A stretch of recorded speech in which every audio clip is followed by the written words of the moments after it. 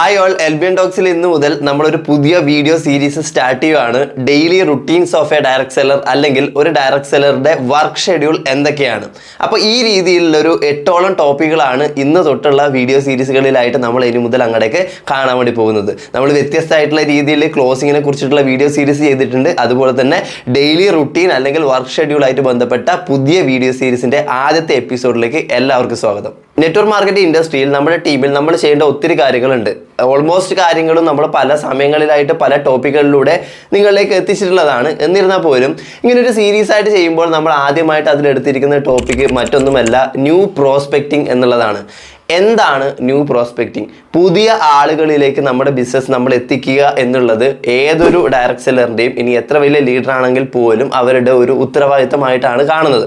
കാരണം ഒരു ലീഡറാണ്, അദ്ദേഹത്തിന് ഒരു വലിയൊരു ടീം ഉണ്ടെങ്കിൽ പോലും അദ്ദേഹത്തിൻ്റെ മൾട്ടിപ്പിൾ അക്കൗണ്ടുകളിൽ അല്ലെങ്കിൽ മൾട്ടിപ്പിൾ ഡിസ്ട്രിബ്യൂഷൻ ഐഡികളിൽ അദ്ദേഹത്തിന് പുതിയ പുതിയ ടീമിനെയൊക്കെ ക്രിയേറ്റ് ചെയ്തിട്ട് അദ്ദേഹത്തിൻ്റെ ബിസിനസ് വ്യാപിപ്പിക്കാവുന്നതാണ്. അതുപോലെ തന്നെ അദ്ദേഹം പരിചയപ്പെടുന്ന പുതിയ ലീഡേഴ്സിനെ ടീമൊന്നും അധികം ഡെവലപ്പ് ചെയ്യാത്ത ലീഡേഴ്സിന് സ്പോൺസറിങ്ങിൻ്റെ ഭാഗമായിട്ടൊക്കെ ചെയ്തു കൊടുക്കുന്ന ഒരു രീതിയും നിലവിലുണ്ട്. അങ്ങനെയൊക്കെ ചെയ്തുകൊണ്ട് ഹെൽപ്പ് ചെയ്യാൻ അപ്ലൈൻ ലീഡേഴ്സിന് പറ്റുമെന്നുള്ളതുകൊണ്ടും ഏതൊരു അപ്ലൈനും പ്രോസ്പെക്റ്റിംഗ് ചെയ്യേണ്ടതാണ്. അതുപോലെ തന്നെ നോക്കിക്കഴിഞ്ഞാൽ ഏതൊരു ഡൗൺലൈനും തുടക്ക സമയത്തിൽ ചെയ്യേണ്ട ഒരു പ്രധാനപ്പെട്ട കാര്യമാണ് പ്രോസ്പെക്റ്റിംഗ്, അഥവാ പുതിയ ആളുകളിലേക്ക് ബിസിനസ് എത്തിക്കുക എന്നത്. പ്രോസ്പെക്റ്റിംഗിന്റെ ഭാഗമാണ് യഥാർത്ഥത്തിൽ ലിസ്റ്റ് ബിൽഡിംഗ് എന്നത്. ഇതാണ് നമ്മൾ മനസ്സിലാക്കേണ്ടത്.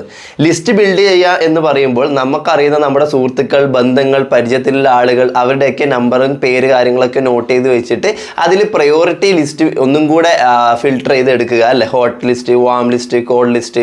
നമ്മൾ അതിന് വേണ്ടിയിട്ട് പ്രത്യേകതരം ഒരു വീഡിയോ തന്നെ ചെയ്തിട്ടുണ്ട്. ഈ ഒരു സംഭവം പഴയ മെത്തേഡ് ആണെങ്കിലും പുതിയ രീതിയിലുള്ള ഒരു ലിസ്റ്റ് ബിൽഡിങ്ങിന്റെ ഒരു പ്രയോറിറ്റി അനുസരിച്ച് എങ്ങനെ ചെയ്യണം എന്നുള്ളത് നമ്മൾ ഓൾറെഡി ലിസ്റ്റ് ബിൽഡിംഗ് ആയിട്ട് ബന്ധപ്പെട്ട ടോപ്പിക് ചെയ്തിട്ടുണ്ട്. അപ്പോൾ ആ വീഡിയോ കാണാത്തവർ ആ വീഡിയോ ഒന്ന് കണ്ടു കഴിഞ്ഞാൽ കൂടുതൽ കാര്യങ്ങൾ മനസ്സിലാവും.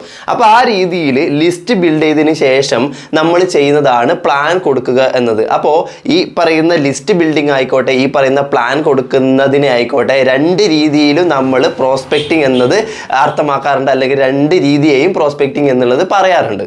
ശരിക്കും നെറ്റ്വർക്ക് മാർക്കറ്റിംഗ് ഇൻഡസ്ട്രിയിലേക്ക് കടന്നു വരുന്ന ഭൂരിഭാഗം ആളുകളും പരാജയപ്പെടാനുള്ള ഒന്നാമത്തെ റീസൺ തന്നെ പറയുന്നത് പ്രോപ്പർ ആയിട്ടുള്ള ലിസ്റ്റ് ബിൽഡിംഗ് നടക്കുന്നില്ല. സോ പ്രോപ്പറായിട്ട് പ്രോസ്പെക്റ്റിംഗ് നടക്കുന്നില്ല. അതുകൊണ്ട് അവർക്ക് സെയിൽ കുറവായിരിക്കും. ആ സെയിലിലൂടെ കിട്ടുന്ന ഇൻകം പ്രതീക്ഷിച്ചാണ് നിരവധി പേർ ഈ ഒരു ഇൻഡസ്ട്രിയിലേക്ക് കടന്നു വന്നിട്ടുള്ളത്. അപ്പോൾ ആ ഇൻകം തുടക്ക സമയങ്ങളിൽ കിട്ടാത്തത് കൊണ്ട് തന്നെ പല ജോലിയായിട്ടുള്ള ഒരു കമ്പാരിസൺ കാര്യങ്ങളൊക്കെ അതിൽ വരികയും നെറ്റ്വർക്ക് മാർക്കറ്റിംഗ് ഫീൽഡിൽ നിന്ന് ഔട്ടായി പോവുകയോ അല്ലെങ്കിൽ ഉപേക്ഷിച്ച് പോകുന്ന ഒരു പ്രവണതയാണ് ഇന്നും നിലവിൽ മാർക്കറ്റിലുള്ളത്. മുമ്പും അങ്ങനെയൊക്കെ തന്നെ ഉണ്ട്. പക്ഷേ ഇപ്പോൾ അത് ഒരു മാറ്റവും ഇല്ലാതെ അതേപോലെ തന്നെ തുടർന്നുകൊണ്ടിരിക്കുന്ന ഒരു അവസ്ഥ കാര്യങ്ങൾ കണ്ടിട്ടുണ്ട്. അല്ലെങ്കിൽ പ്രോപ്പർ ആയിട്ടുള്ള പ്ലാനിങ്ങോ കാര്യങ്ങളോ ഒന്നും ഇല്ലാതെ വരുമ്പോൾ പ്ലാനിങ് ഉണ്ടാവണമെന്നില്ല, പക്ഷേ ലീഡേഴ്സിൻ്റെ സപ്പോർട്ടോട് കൂടിയിട്ട് എക്സ്ട്രാ എഡ്യൂക്കേഷനോട് കൂടിയിട്ട് മുന്നോട്ടേക്ക് പോയി കഴിഞ്ഞിട്ടും പ്ലാനിങ്ങും കാര്യങ്ങളൊന്നും ഇല്ലാതെ വെറുതെ ഒരു തമാശ രൂപത്തിൽ പോകുന്ന ഒരാളെ സംബന്ധിച്ചിടത്തോളം നെറ്റ്വർക്ക് മാർക്കറ്റിംഗ് ഇൻഡസ്ട്രിയിൽ മുന്നോട്ട് പോകാൻ പറ്റില്ല. കാരണം ഇത് തന്നെയാണ്, അദ്ദേഹം ചെയ്യേണ്ട വർക്കുകൾ അദ്ദേഹം ചെയ്യാത്തത് കൊണ്ട് തന്നെ അദ്ദേഹത്തിൻ്റെ ഇൻകം ലെവൽ വളരെയധികം ലോ ആയിരിക്കും. നമുക്ക് തീർച്ചയായിട്ടും അറിയാം, നമ്മൾ എന്ത് കാര്യങ്ങൾ ചെയ്യുമ്പോഴും അവിടുന്ന് ഒരു വരുമാനം ഇല്ലെങ്കിൽ നമ്മൾ ഡെസ്പായി മാറി നിൽക്കുന്ന ഒരു അവസ്ഥ ഉണ്ടാവും. അത് തന്നെയാണ് നെറ്റ്വർക്ക് മാർക്കറ്റിംഗ് ഇൻഡസ്ട്രിയിലും നടക്കുന്നത്.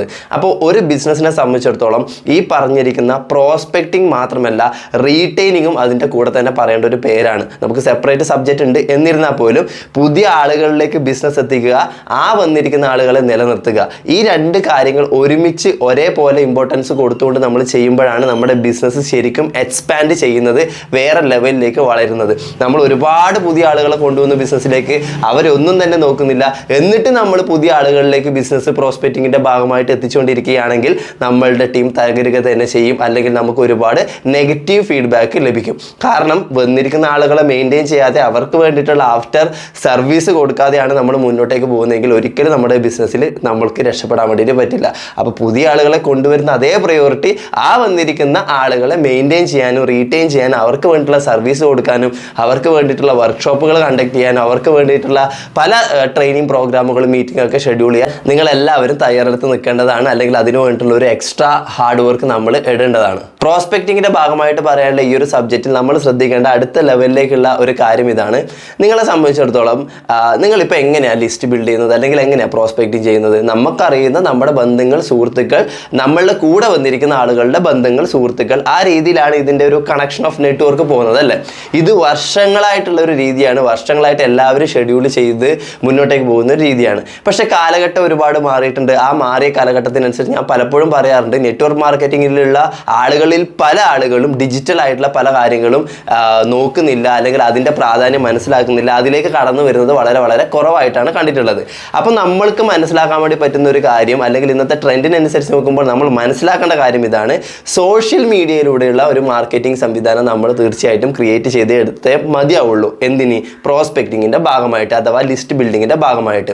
സോഷ്യൽ മീഡിയയിൽ നമ്മൾ വീഡിയോസ് പോസ്റ്റ് ചെയ്യുക, പോസ്റ്ററുകൾ ഷെയർ ചെയ്യുക, സ്റ്റാറ്റസ് ഇടുക, കാര്യങ്ങൾ ചെയ്യുക. നമുക്ക് എല്ലാവർക്കും FB, ഇൻസ്റ്റാഗ്രാം, യൂട്യൂബ് ചാനലുകളും അക്കൗണ്ടുകളും എല്ലാം തന്നെ വേണ്ട ഒരു കാലഘട്ടമാണിത്. അപ്പോൾ അതിലൂടെ നമ്മൾ മാക്സിമം പ്രൊമോഷൻസും കാര്യങ്ങളൊക്കെ ചെയ്യുന്ന സമയത്ത് ഒരുപാട് എൻക്വയറീസ് നമുക്ക് വരികയും ആ എൻക്വയറികളെ തീർച്ചയായിട്ടും സെയിലായിട്ടും നമ്മുടെ പാർട്ട്ണർഷിപ്പിലേക്കും കൺവേർട്ട് ചെയ്തെടുക്കാനും പറ്റുന്നുണ്ടാവും. അപ്പോൾ അതിൻ്റെ ഭാഗമായിട്ടുള്ള ഒരു മൊഡ്യൂൾ നമ്മൾ തയ്യാറാക്കേണ്ടതാണ്. അതും പ്രോസ്പെക്റ്റിങ്ങിൻ്റെ ഇന്നത്തെ കാലഘട്ടത്തിൽ വളരെ അനിവാര്യമായിട്ടുള്ള ഒരു ഘടകം തന്നെയാണ്. അപ്പോൾ ഇത്തരത്തിലുള്ള മാർക്കറ്റിംഗ് രീതികൾ നിങ്ങൾ ഉപയോഗിക്കുക, പ്രോസ്പെക്റ്റിംഗ് നിരന്തരമായിട്ട് ചെയ്യുക, വന്നിരിക്കുന്ന ആളുകളെ റീറ്റെയിൻ ചെയ്യുക. ഇതാണ് ഈ ഒരു വിഷയമായിട്ട് ബന്ധപ്പെട്ട് പറയാനുള്ളത്. അടുത്ത ഒരു 7ഓളം വീഡിയോകളിൽ വളരെ പ്രധാനപ്പെട്ട ഒത്തിരി കാര്യങ്ങൾ നിങ്ങളോട് ഡിസ്കസ് ചെയ്യാനുണ്ട്. അപ്പോൾ അതിനുവേണ്ടി കാത്തിരിക്കുക. Thank you so much. അടുത്തൊരു വീഡിയോയിൽ വീണ്ടും കാണാം.